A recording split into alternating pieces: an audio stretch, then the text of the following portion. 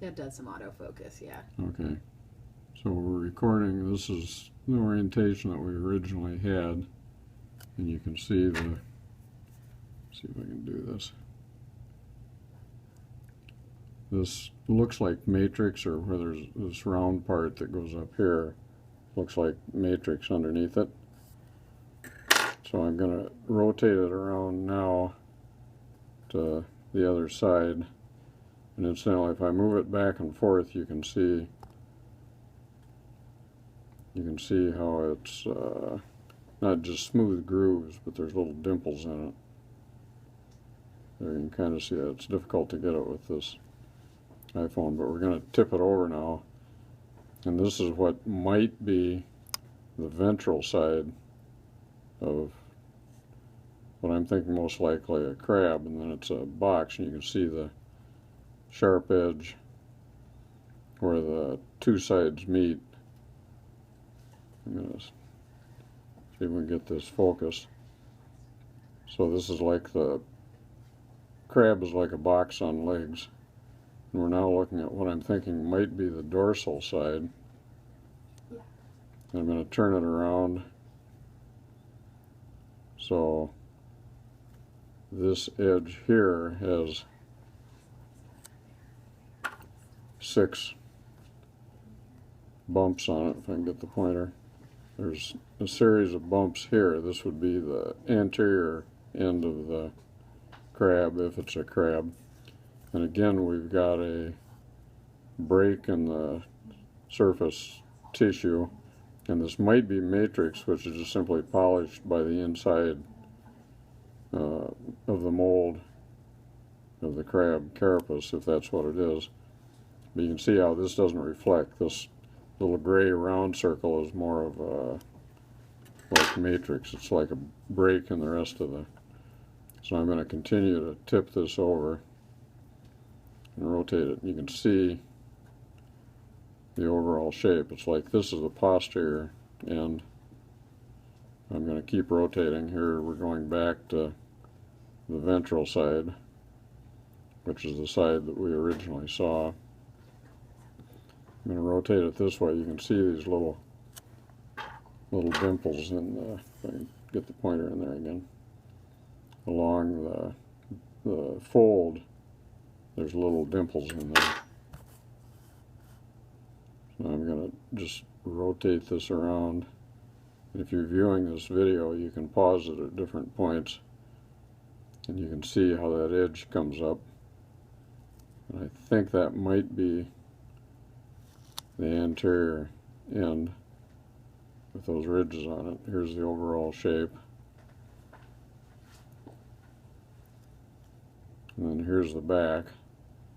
I'm going to bring it now, so this is would be the left side, and that was the part that was, so what was originally exposed would have been like this. And this part right in here is what would have been on the outside matrix of the rock. And so this is what came out of the inside. So I'm going to rotate it around here. You can see the shape of it. And there's the wide, what might be the posterior end. Here would be the right side. And then I'm going to put this down and bring up the case that it came out of. So again, here's that. This would be the back side of what we saw previously, or potentially the dorsal side of a crab, if that's what it is. You know, I'm going to put this down and then bring the shell part. So here's, we've cut down the piece that was carrying it.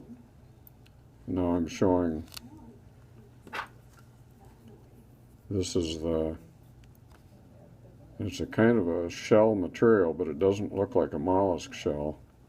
It doesn't have aragonite. It's a very flaky, it looks like a mineralized part. So here would be the part in the end, and I'm going to pick up the...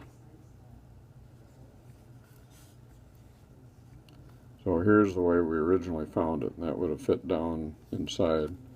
So that would be the one end, like this. And then all of this side is what was down out of view before. So I'm going to bring it up, and I'm going to rotate this now so you can see that nice little case that it was resting in. And here you can see the edge of the shell that's around it. So you can see that shell sticking up. And for some weird reason, it almost looks like a circular object. But if you look closely at it under a stereoscope, this part down in here is definitely separate. So this shell comes up, and it came up, and it contained the whatever it is. So our options are I think, possibly a nautilid egg case. Maybe what we pulled out is the inner egg case, and this is the outer egg case that's still in the matrix. Or perhaps a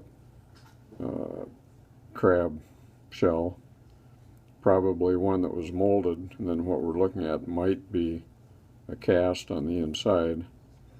Or perhaps it's a nautilid egg that was laid inside of a molded crab as the cavity. I'm going to turn this some more so you can get a sense of the... Whoops. Looks like we're running out of sound, or of...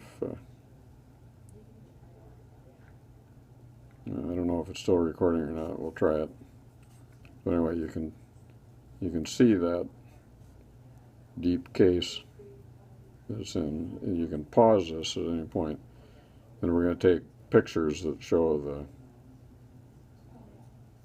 close-up pictures on the microscope, but the microscope doesn't really show the depth of that kind of a square box. And this line that you see running along through here was a crack in the concretion when Joyce was taking it out, so that's showing up now. It was filled with penetrating glue.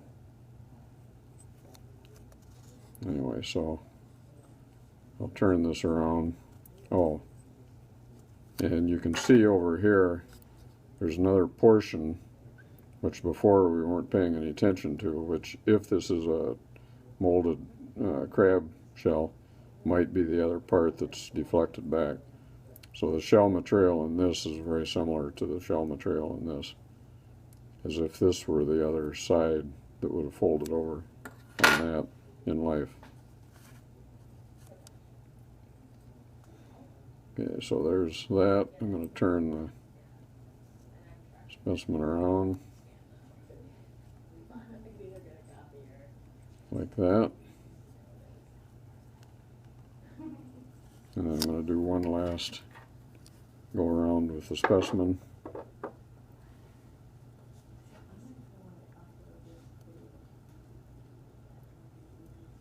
So this is the back side that hadn't been seen before, which might actually be the dorsal side if it's a crab.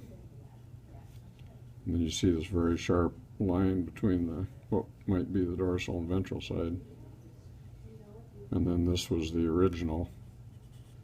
And when we originally looked at it, this bumpy part here, which might be projections on the anterior end of the crab, if it's a crab, we just thought were breaks before.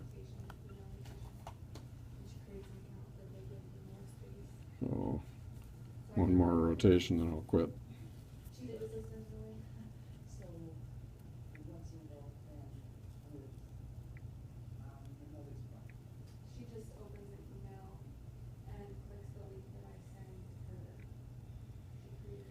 Okay, I'm going to stop it.